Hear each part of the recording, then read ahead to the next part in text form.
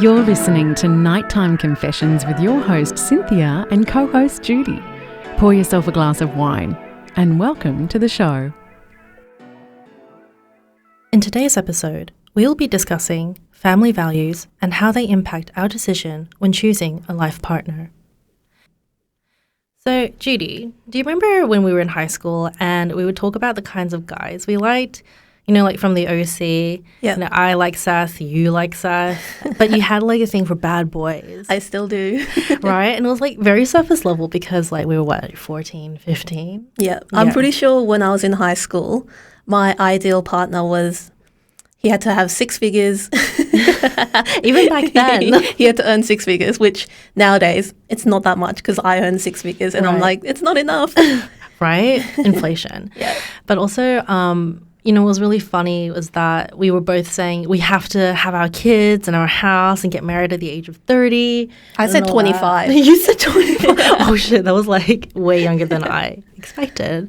But like, I think we were just kind of like playing around with the idea of our ideal partner. To be honest, like I read a lot of shoujo manga and you know this, where I loved my romance manga and you were just like, oh my gosh, you're reading too much romance manga. But all of like the guys that were there were too perfect. It was like the ideal boyfriend. Yeah, they had their flaws and stuff, but like they were fixable and, you know, they were all pretty guys that, you know, they were fine. And I think that kind of set my expectation as well.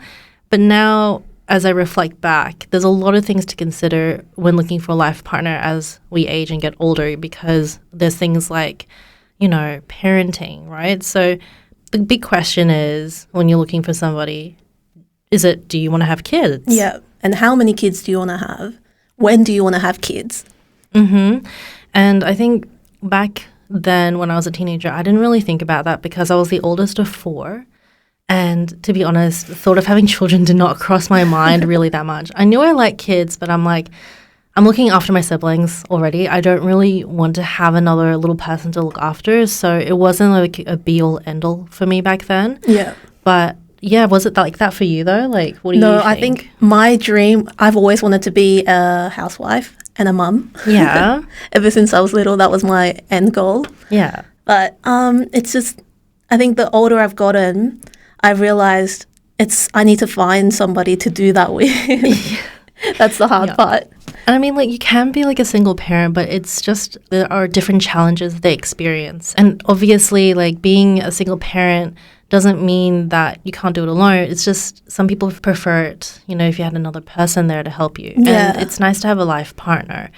But, you know, finding that person is always very tricky. Some people are putting their careers first, especially women, and there's not as many people looking to settle down and have kids because there's just so many opportunities now for us.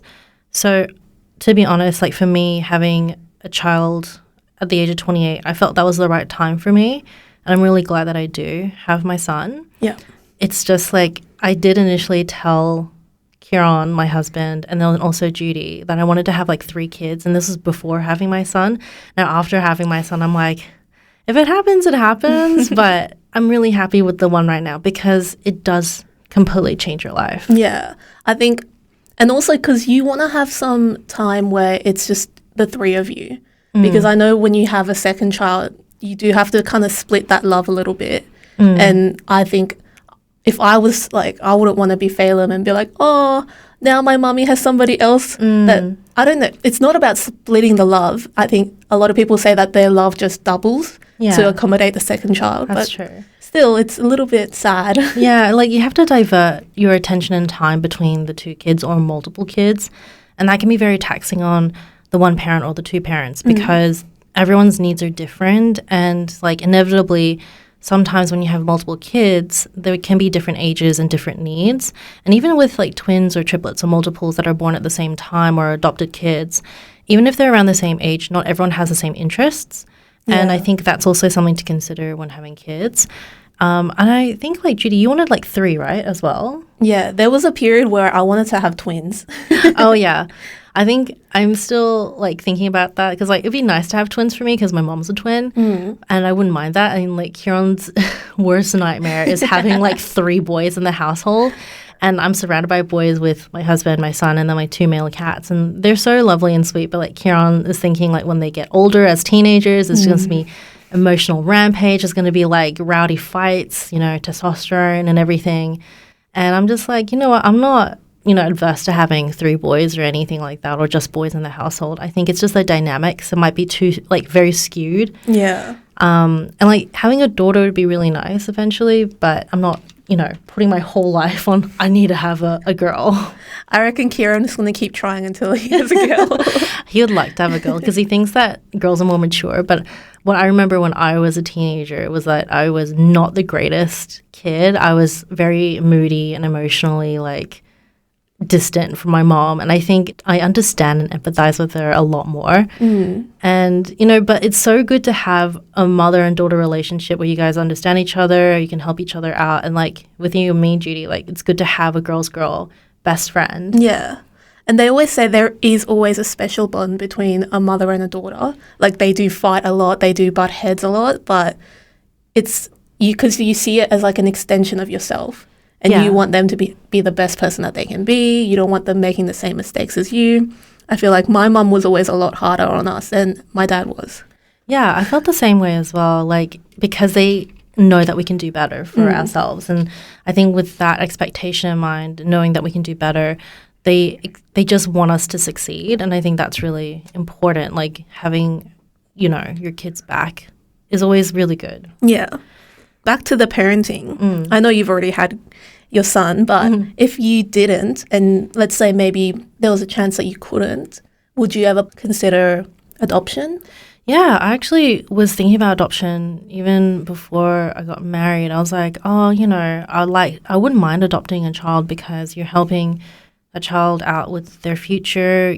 I will be fulfilled as a parent to that person. And like the thing is like, would that love be different? I think, no, not really. Because if you really care about somebody, love can transcend blood.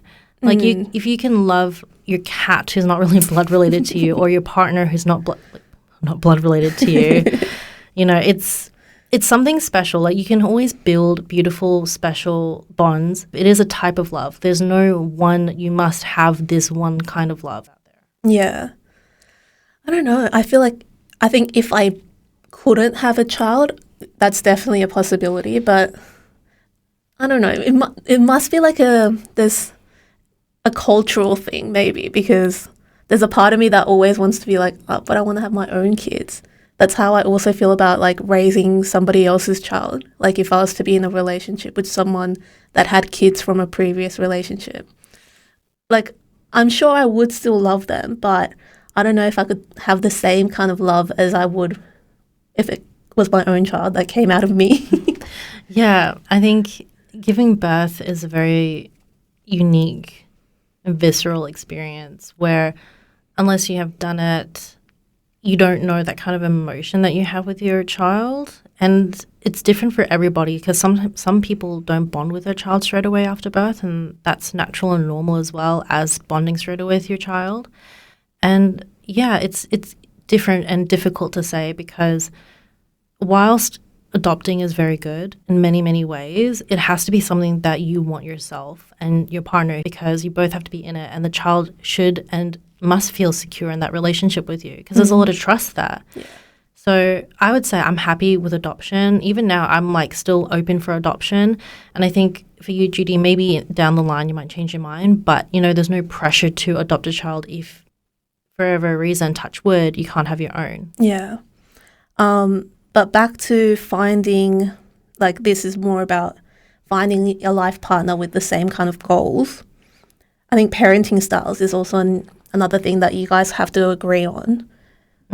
How would you say yours and Kieran's, do you think they are pretty similar, your parenting style? I think so. Like we're both the eldest of our families of 4. Like we're the eldest sibling of 4, and being the eldest wasn't always great. You'd always have someone asking you questions or someone to depend on like we did. So we empathize with each other, struggles in that way. What we did find that was interesting was that I was kind of like more wanting the kid to do extracurricular activities from a young age because I feel like I wasn't able to get those opportunities. And I feel like if you give children extracurricular activities, it helps them like discover new things, develop different interests and hobbies that are not just staying with the family. And I wish I did that a little bit more as a kid, but obviously, financial constraints, and my mom and dad couldn't really speak English very well. And there were 4 of you. And there were 4 of us. It's like expensive, time consuming, and it was hard. So I want to give something to my son, which was what Kieran kind of had, because he had like ongoing guitar lessons, is that outlet, for them to do stuff. And I think that we're very mellow as parents. We do butt heads and disagree with some things. Like, I don't know, it's not even like that big of a deal, to be honest. We kind of compromise. We're like, okay, we'll go to this event, but then we won't stay out really late, for example, with our kid. We're not going to bring Phelim out to, like this event because it's at night and, he'll sleep in the pram. He'll be fine. And if we want a date night, we're not going to force him out of his bed schedule. Like, we're not going to force Phelim out of his bed schedule to suit our needs to go out. Yeah. Because I'd rather him get a good night's sleep than us dealing with a grumpy toddler and then transferring from the, from the pram to the crib. It's not great for us. Did you guys ever have that talk about who's going to be good cop, bad cop? Kieran always says he's going to be the fun cop. And I'm like... So that leaves you to be bad cop. Yeah, literally. But it's funny because, like, Phelim's first words were mama, and, like, Phelim just kind of gravitates towards me naturally. And Kieran's like, he just loves you more. And he pouts every time he says that. I'm like... And I'm just like, maybe it's just a thing. And he says the cats love you more too. And I'm like, I don't know what to tell you, He's sweetheart. just a more lovable person. Oh, thank you. I hope so. But like, I will be stricter with them because that was also my upbringing. Kieran did have like some strict rules around him growing up with his parents. Yeah. But I feel that Kieran would be the more patient and understanding parent, whereas I would just be like a little bit more firmer with, staying out late. Not drinking underage, obviously, and that kind of stuff. But I would let him go to a concert when he was like 15, 16 with a friend or a couple of friends, but I would pick him up, like that kind of stuff. Yeah. And I think there's like a study that shows, obviously while they're younger, they obviously prefer the fun parent. But when they grow older and they learn about life a little bit more, they actually do appreciate the stricter parent.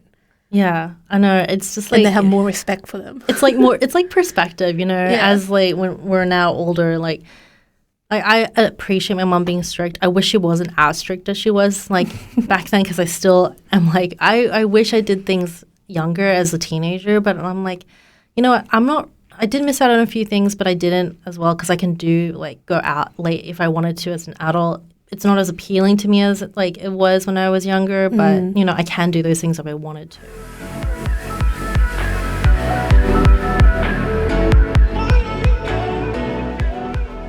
But what about yourself, Judy? Like, would you want someone that had very similar family values to yourself and how to raise a child, or would you be open to like new ideas? I think I'm a little bit stubborn, so it's kind of like going to be my way or the highway, basically. So you're going to be a strict parent. Or if you don't agree with my parenting styles, like, well, you have to get used to it. You're the one that has to bend to me. Okay, so obviously Judy has the iron fist, so we have to listen to whatever she says. So, yeah, no, that's fair. And I think, like, if you had a girl, right, you would be...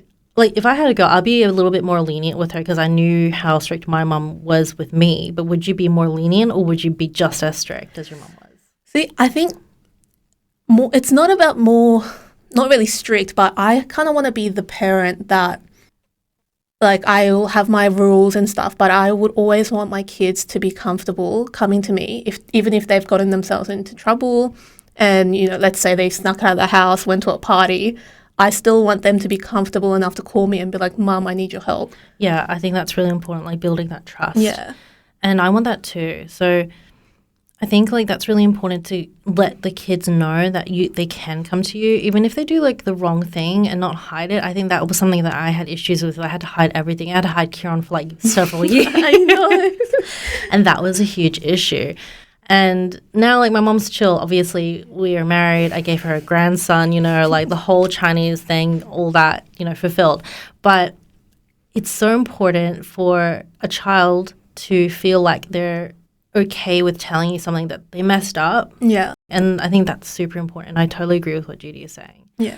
And I think it's more or less like allowing them to be independent as they grow is a big way of building that trust, but also like having conversations, like really difficult conversations are like, oh, you know, like even like the safe sex stuff, like that's a difficult conversation to have. And also, I know. I feel like I didn't really have the sex talk. No, neither did I. I don't know if a lot of our Asian friends or anyone in the community got that talk. It was just all in high school with the condoms and like the bananas. That's all I remember. And the girls like blowing up the condoms to balloons and playing around. That's like a vivid memory that's burned into my brain. It's like condoms are also used for balloons, for pleasure and for fun. And like I remember, do you remember that video? We're sitting in the hall and basically there was this video about like how drugs could be slipped into your drink by like this dude, and we didn't even know it was happening. Like this guy like just moved to get a straw and he like slipped like some powder into the girl's drink. He waved his hand over the cup and the drug just dropped and nobody saw it. Yeah, and like that really freaked me out. So that did its job well, but like that's all I remember really from sex ed. My mom was like, don't have sex. And that was the only thing I got from her. I'm pretty sure that was what my parents used to say to me. And then when I got my first boyfriend that I told them about, she kind of was like, okay, yeah, I know that you're going to do stuff, but please don't do it in the house. And then she found a condom wrapper in my bed and she was very disappointed in me. But, you know, it's life. We're always going to do things to kind of rebel.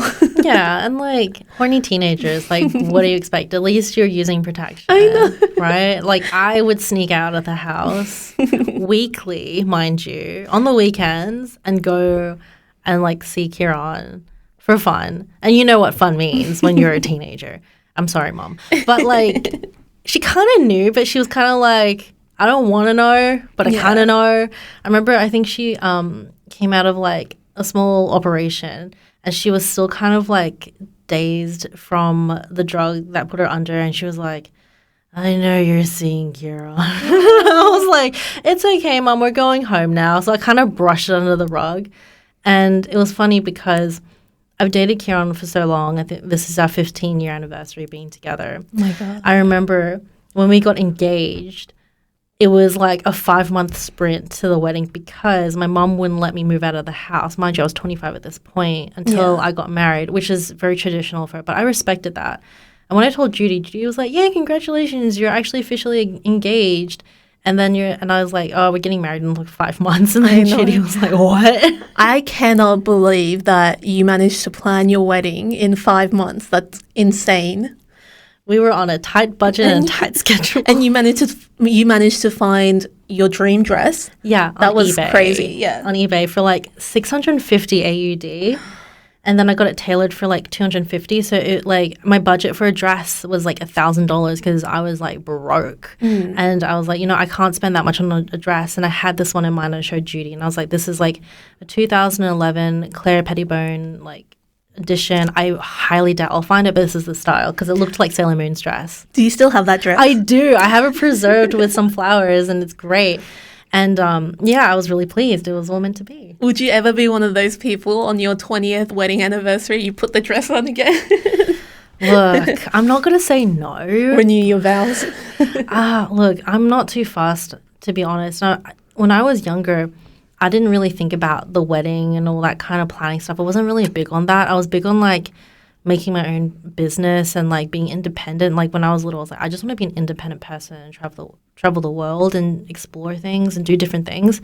I wasn't like, I'm going to have this for my wedding and this for my wedding. That wasn't really me. I was more of a tomboy. You know that. Yeah. What about you, Judy? I have a Pinterest board. Of course. I don't even have a boyfriend, but I have a Pinterest board of my dream wedding ring, my dream wedding dress, my dream wedding venue. I mean, when it comes to that point, you'll have everything prepared. Yes. It's just like Judy just doesn't need that much time. She already has everything on the Pinterest board. Like, just look at it. I will get him to buy everything you want from there. If he doesn't do anything right, I'll smack him a bit and just be like, look, this is what Judy wants. This is what Judy gets. Mm-hmm. I hope I wasn't a bridezilla on my wedding. No, as well. you were the opposite of a bridezilla. Thank goodness, because like I try to get everything sorted. And Judy, my goodness, thank you so much for like being my rock. She literally helped me organize everything from top to bottom, got everyone organized, and it was just so good to have you. I was like, if I didn't have Judy, I would have got insane because I was feeling the pressure, like not only financially, but also like getting the flowers, getting like us to get ready. And I booked an Airbnb and the host was lovely, but I didn't check the distance properly and it was like 2 hours away from the venue. So Arthur, our friend, like got a van for us.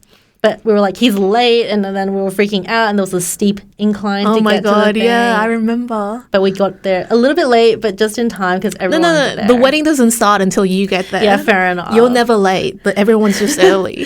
Yeah, that's fair. It was funny because like Karen and Kim got lost, and so apparently the story goes is like I was going down the aisle, which was like quite a bit of a distance because it was an outdoor venue, and then Karen and Kim came when I was going down the aisle, so they very slowly walked behind me to get to their seats, and I love them so much, but it's funny to look back. But yeah, no, I'm glad that that happened, and we have a really good parenting style at the moment. It changes though, when they get older, but I think it's good to kind of air that out early. Like, it's just making sure that you both want the same thing. Another big factor, I think, when choosing a partner, well, definitely for me, has been religion. Yeah, definitely. Like, because I'm not religious at all. Like, my family's Buddhist, but I've had my last 2 relationships end due to religious reasons. Yeah, like, it's hard because for me, it wasn't a huge deal. I knew that Kieran was an atheist up front, and I was okay with that. And he knew that I was like, I believe, like, my family is Buddhist as well. We do have like a spiritual like belief and understanding about religion. I also believe in like Jesus as well and God. So he respects that. And for me, it was relatively easy because he respected that for me. But for you, I know it was difficult. Could you like tell us a bit about that? So I think they grew up very religious, believing a certain thing. And, well, I'll talk about my most recent ex because that was the only thing that broke us up, basically, because he was Muslim, very practicing Muslim as well. Like, he was very by the book, and he introduced me to his parents and I think he said he was going to propose, but there was only, the parents would not give him the blessing or give us the blessing because I was Buddhist. And it's a bit of a bummer, to be fair, because he said if I wanted to marry him, I would have to convert to Muslim, which I have no issue converting if it was something that I really believed in, and I'm open to learning about different religions, but I think the basis of the Muslim religion, it wasn't for me because it doesn't work with my lifestyle. What I do for work, I go out drinking a lot. Yeah, and I love drinking. I love pork. Yeah, and it's like you love someone enough to convert, but if it's not like your core self and you might lose yourself in the process, it's a question of, is it worth it? Would I be happy if I converted to this particular religion, whatever it may be, if it's not 100% aligned with what I believe in now? And it's kind of sad where religion can break up relationships, but it's also important to know where you want to be in life and if religion is a big factor in your life as well, because like us, we're not super practicing religious people, but we do have belief in God and also spiritual beliefs. But on the flip side, when people are very religious, I respect those people's decision to be religious and their religion, but if they're trying to force me to convert, if that is not aligned with me like Judy was, I would say that it's not worth converting, even if you really care about someone, because if they cared about you, they wouldn't ask you to convert unless it was like they were super religious. You know? And then it was more about if we had kids, he would want to raise the kids Muslim. I think if I was to have kids, regardless of my partner's religion, I would want to raise my kids with just the general, like, be a good person. And then maybe if they become old enough and they want to explore their own, like, they make their own decisions about if they want to believe in a certain thing, I'll be very supportive. But I never want to raise my kids with that pressure of, you need to believe this because this is what I believe. Yeah, like, I'm the same. I agree with that. like, it's always a tricky topic to talk about, but it's kind of like sometimes it can be a really big factor because when you get to know someone, you can really like them, but when the parents get involved, inevitably, like if you choose to go down the line of marriage, religion can pop up and it can be like make or break, like how Judy was essentially. Yeah. And so I got really lucky in that sense. But in Judy's case, like I had a big talk with you and we both agreed that you made the right decision to not go into the marriage and convert it because it wasn't really you. It's not what you wanted. And also like, again, with kids, you didn't want to have that societal pressure from the community, from the religion itself to be everything in your family. And you want your children to make their own decision. And I felt like I would be lying to myself, essentially, if I did convert. Right. You wouldn't have like the 100% belief there. Yeah. So it's not fair to you or to your partner because like you might get into conflict. I think that's also a big thing. It's like, why, like imagine if you were in that relationship and you were unhappy and then you said, oh, it's because like I'm finding it difficult to live this life with the religion and all the rules that come with it. You know, that would have been hard. I think following on from that, it's also cultural things. Yeah.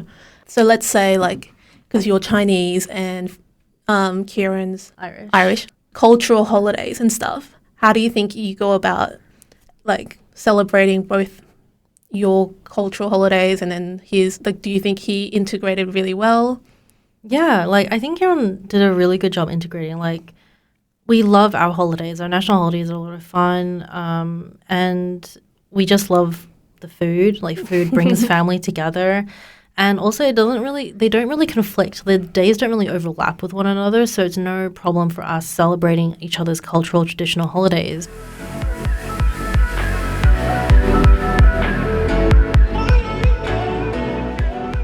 A lot of fun. It gives insight to our lives before each other, and appreciation for our roots, which we love, and an opportunity also for Phelim to see what his parents' cultures are like, because that's also part of him, and form is kind of like our identity of ourselves. So we are really happy to do so. There's no conflicts. We're very happy. Yeah, and regardless of what religion Kieran was in, I would be very happy to step into celebrating it with him, because if it makes him happy and it's like, you know, just a celebration of some sort, I'd be happy to learn about it, understand it, be a part of it, and then teach it to Phelim. Yeah, because I know like with Korean customs, there's one really big one that we do, which is called Cheza. It's like a ceremony that you do on the anniversary of like your ancestors passing away, which like we do it for my mum, we do it for my grandparents, and that's definitely a tradition that I want to keep following, even if I've got kids, and I would want my husband to also be on board with that, because it's a big task as well. You make all this food and you pray, and you know, but it's something that I've grown up with and it's been instilled in me, so I'd want to pass that along to the future generation. Whoever is going to date Judy in the future, I'm talking to you guys out there. Like, respect each other's culture, respect each other's, like, practices, you know, because at the end of the day, it's what's meaningful to them. It's huge for us. And I think that when people are now, thanks to the internet and also, like more of an international world that we are now, more connected, we understand cultural practices, their significance, and also with human history. And now I'm getting a little bit too deep, but it's a part of us, like the storytelling as well as family members. As we pass this knowledge, this understanding to our children, it lives on in them and future generations, and that's really important for us. So from this discussion, there's obviously so many things to consider, especially as we get older and looking to settle down. It isn't as perfect as we imagine it may be. Like, the thing that I've learned and know to be true is that change is constant. Sometimes the thing that we want most in a partner can change over time. Our outlook in life can also change, and that's okay. As long as it's what we both want and agree upon in a relationship, it'll be fine.